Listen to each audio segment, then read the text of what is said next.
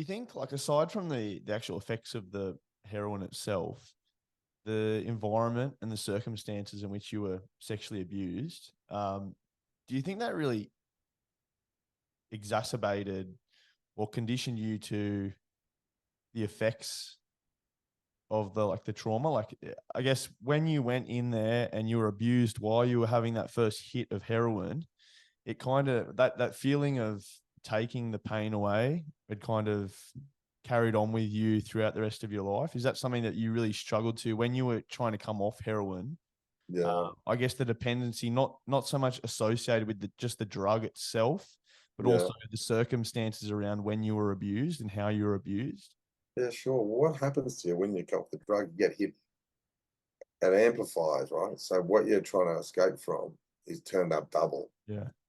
The nightmares are stronger than ever. They just get stronger. You're trying to escape this thing, and while you're escaped, that thing's sleeping but getting stronger. I think it's a good way to articulate it. It's getting stronger. So when it comes at you the next time, and that trauma hits you the next time, when you wake up in the morning, you've got no heroin in your system, it's like, oh, fuck. So you've got to chase more heroin. So that's how people end up being overdosing and dying, because they've got to use more and more and more, because that voice and that void and that ghost in their head that's talking to them, reminding them about what happened, gets stronger and stronger and stronger and stronger. And that's why you use more and more and more. And you might add some pills in it, some alcohol and that sort of stuff. So, but there's a point, as much as it's just a real, that's a real funny thing, because you're highly desensitized as a coping mechanism from the abuse, which leads people can turn around and say, oh, that person's narcissistic because he's got no feelings. Got no feelings and you've got no empathy and remorse, because no empathy and remorse has been ever shown you. Like, no one's ever shown you. You've got no kindness in you, because no one's shown you kindness. You've fucking faced the worst of human behavior and you normalize it. That's how people treat each other. Violence becomes normal. Like you see, so like I've never been one that bashed people and that sort of stuff. In that 23 years prison, I had 6 fights in 23 years, and but you normalize so much. You normalize people's bad behavior because that's what you think people do.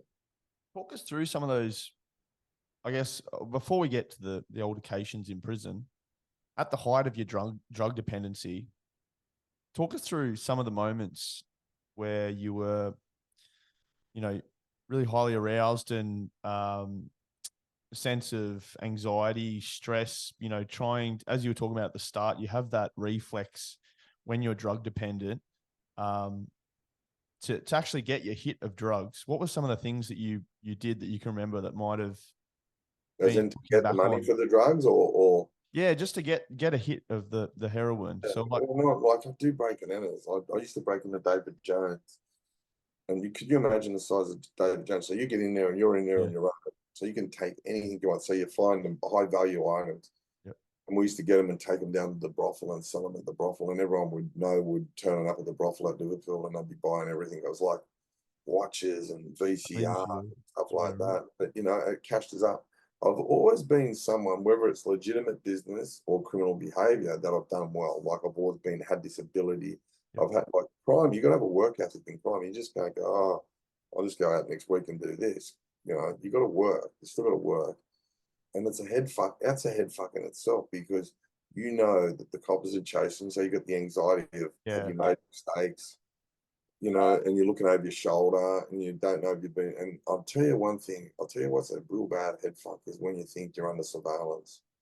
Because often, you can see, like I've been under surveillance on various occasions, and you see them, and you just think, what are they up to? And you don't know what's next. So you're trying your best not to let them see anything, and then you're a heroin addict, right? So they're watching you. You've got to get away from them so you can go and do an earn, so you can get more heroin. And there was all little tricks to that, going in the train stations and running away and everything. But you wouldn't be able to do it today because everyone's got a phone on you. They just track you. yeah, Back then you could.